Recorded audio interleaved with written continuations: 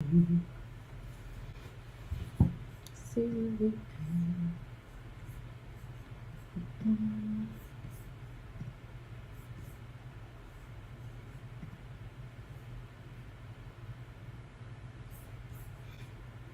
Hey, hey, y'all.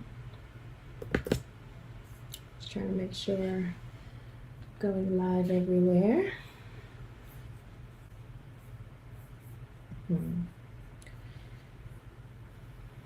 While we're waiting, how's everybody doing today?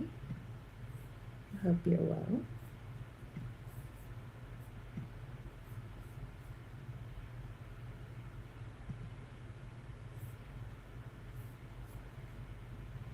It's hot. I just came from outside. That's why I was a little late today. So I was doing a little bit of work.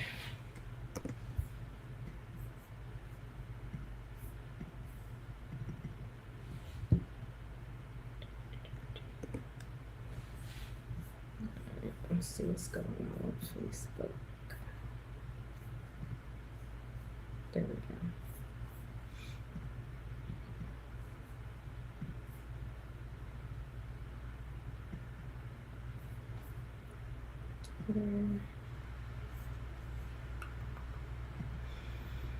All right. Let's see.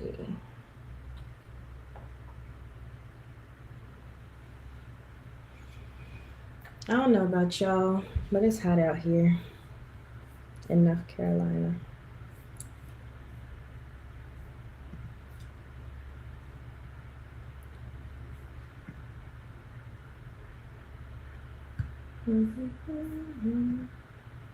Okay. All right. I think everybody is streaming now. All right. So today I actually had a special request for Finance Friday Live, which I am happy to oblige. So if you all ever have any requests, something that you want me to explain that has happened in the financial world during the week, please let me know, because I will be more than happy to go over that. So yesterday I had somebody reach out and ask about the Fed rate hike. Now I know that was big news. What day was that? The 15th, so a couple of days ago. So they went up, just in case you didn't hear. So let me just recap from the beginning. Well, hold on, y'all, before I get into this. So something new on Facebook, they allowed me to monetize with stars. So if you're watching on Facebook, please send me some stars and support your creator. And then on Instagram, I actually tagged my shirt that I have on right now. So you can buy it straight from Instagram. So definitely check that out as well. Now, let's get into the juice. So somebody asked if I can explain this Fed rate hike and why they're doing this, and I am happy to do so. So in case you didn't hear, June 15th, the Fed, which is the Federal Reserve, they increased interest rates. So when I say interest rates, I'm talking about the Fed funds rate. So the Fed funds rate is what banks use to trade money with each other, okay? So they raised it 0.75 of a basis point. So that means 0.75%. Now, the Federal Reserve, their only job is to control the monetary system, control the money system, make sure that, things don't get out of hand. Now, as y'all can see, things have gotten out of hand. But let me explain why things got out of hand and how we got to this, okay? So remember when COVID started? Okay, so that was 2 years ago. When they started just giving us money, like in the form of stimulus checks, extra unemployment, all of that stuff, they were trying not to send the economy into a tailspin, okay? Which was great. I mean, I enjoyed my stimmies just as much as the next person. But what happens when they do that is, let me put this on, do not disturb. So what happens when they do that, though, is that more money gets into the economy, okay? Now, you might be saying, well, Tiffany, why is that a bad thing? Well, because what happens is if demand, so if more people have money in their pocket, they're going to want more things because now they can afford more things. And so the demand starts going up. Now, what happens when the demand starts going up? The supply can't keep up. So the supply goes down. That's why you see shortages in pretty much everything right now. That's why prices are sky high, because the equilibrium is gone. So demand is high, supply is low. So prices raise in order to keep up, right? Because they figure if we raise prices, less people will want this, right? So that's the basis behind why they increased interest rates, because right now we hear, okay? So now with them raising interest rates, it gets demand to start coming down to meet with supply. So when that happens, when they raise interest rates, now it's not as easy or it's not as cost efficient to get a house or to get a loan or to get a credit card, those types of things that people have been loving these past few years. It's not as beneficial because now the interest rate is going to be too high. So then that makes demand start coming down. Now, also what makes demand start, so as demand's coming down, they're like, okay, now we need to start lowering prices. So if you've been keeping up with the housing stuff that's going on, the prices are starting to come down. I'm really in tune with the real estate Twitch space, and everybody has been tweeting about how properties that they've been watching, now they're starting to come down, price reductions, or now they're reposted or what have you. And so that just goes to show you that the demand is starting to come down. So as the demand starts coming down, prices will start coming down. And one of the ways that that can happen is through the interest rate increase, they hope.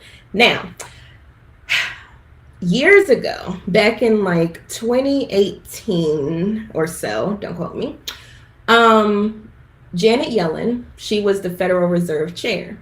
Now, she said, we looking like we in trouble, because at that point, our interest rates were practically zero. So we've been enjoying this good time for a long time, okay? And see, they only have a few things that they can do in order to keep the economy under control. They can either raise interest rates or they can print more money. Okay, so we saw kind of, at the start of COVID and stuff, they was giving out more money, print more money. Now we see that they're trying to do the opposite, which is starting to raise interest rate, trying to tamper down the demand. So honestly, y'all, this is something that happens all the time. We just barely notice it usually, because it's usually not that big of a swing. But this is the first, this is the biggest rate hike since 1994. And that's why it is, a lot of people are more in tune with it and is making big news, because they took a drastic measure. Like when I saw 0.75%, I said, oh, because usually it's 0.25 at a time, like they did earlier this year, 0.25, 0.25, 0.25. But this time they said, oh, we're going to do 0.75 because it's out of control. So that's kind of how the mechanisms work. It's pretty much supply and demand, okay? And the Federal Reserve steps in to try to control everything because that's their job. And so they changed the federal Fed funds rate, sorry. And then the banks, that's what they use to trade money with each other. So then that's why you see eventually your savings rates will go up and your debt rates will go up as well. So all interest rates will go up. Now it's good for savings, but it's not so good if you have debt. And I read another article from Susie Orman, which I love, but she was saying if you have credit card debt at this time, you are asking for trouble, which I agree. Hence why I'm trying to get out of my own. But because interest rates are going to keep rising, because mind you, credit cards are variable rates. So they can raise them based on the Fed funds rate. Like when you sign your paperwork, it says Fed funds rate plus, and then they put their little, percentage on it. So as the Fed funds rate increases, so is your interest rate for your variable stuff like credit cards and stuff like that.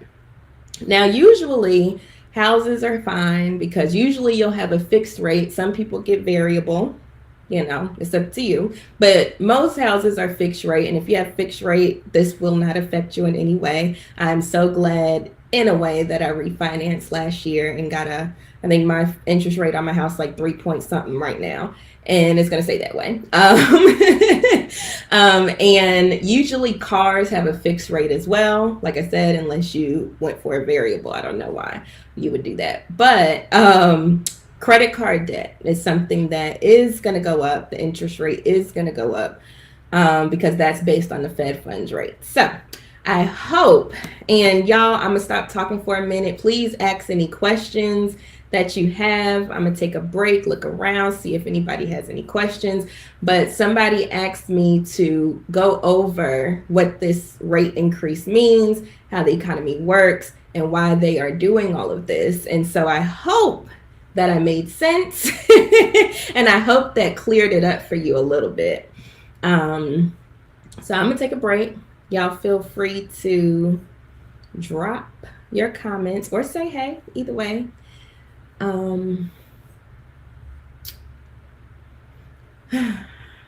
But yeah, inflation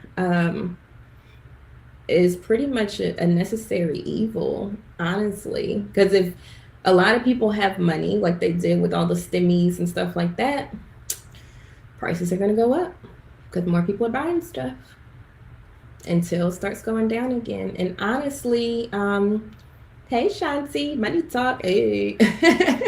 But honestly, this happens all the time without us even batting an eye.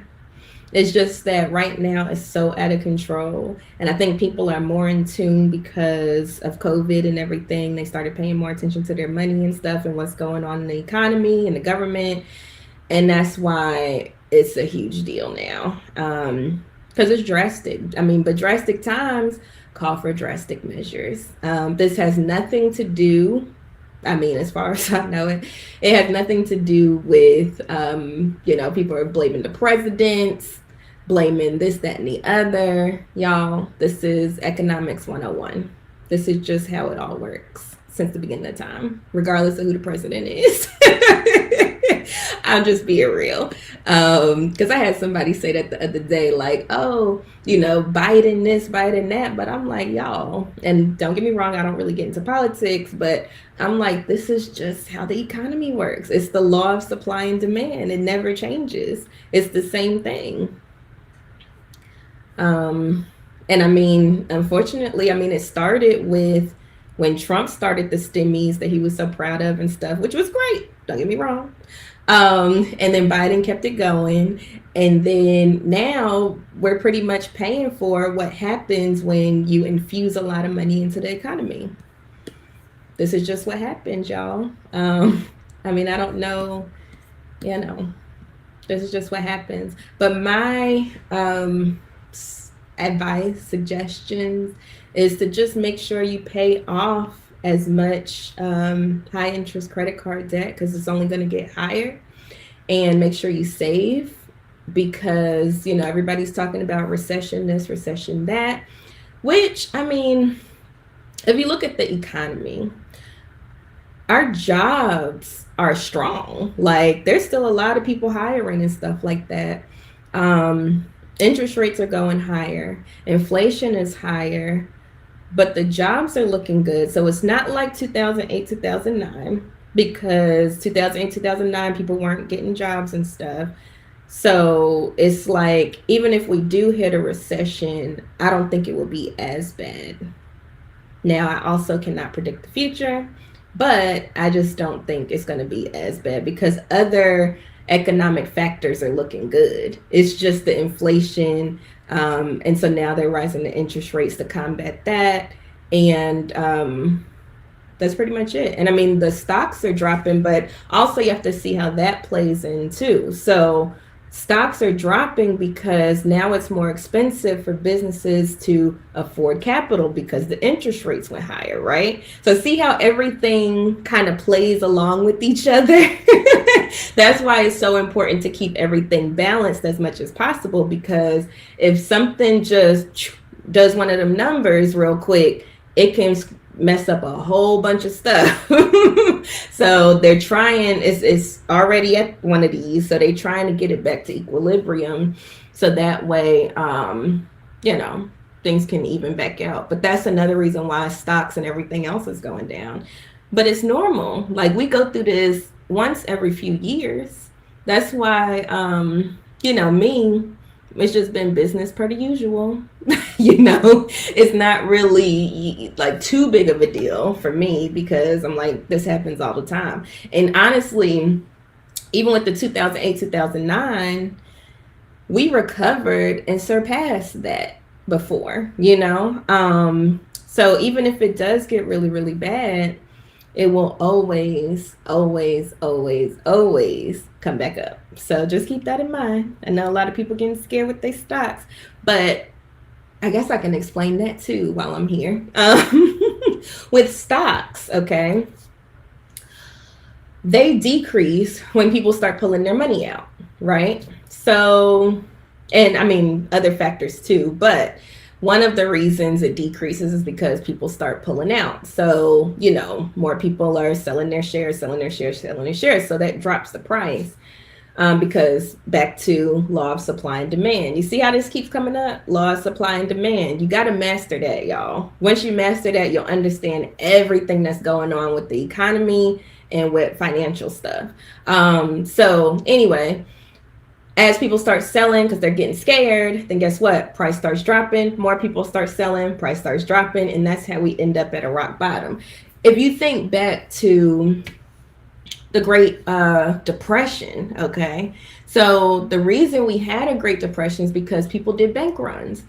They saw that the economy was in trouble, and they started pulling all their money out of all the banks. And so what did that do? They sent everything into a tailspin because everybody's pulling all their money out. It's the same thing with stocks, same principle. People start pulling their money out, stuff will go down, down, down, down, down, until people are like, oh, let me put some back in. Then the price will go up. So just keep that in mind too. And also keep that in mind when you're thinking about like the cryptos and currencies and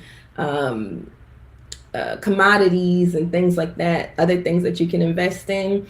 It's the same concept. So that's why you'll see when there's a lot of buzz around a currency, it'll go up. But then when that buzz dies down, it'll drop tremendously. So just keep that in mind. So hopefully that was helpful for y'all. I don't see any comments. So I'm gonna wrap it up there. If y'all have any questions or have any special requests like today, then definitely let me know. You can find me on all social media platforms. Just hit me in the DMs or go to my website and go to contact us, and I'll be more than happy to explain anything that you have questions about. So hopefully that helped. And if it did, drop me a comment, let me know, and I hope to see you next week.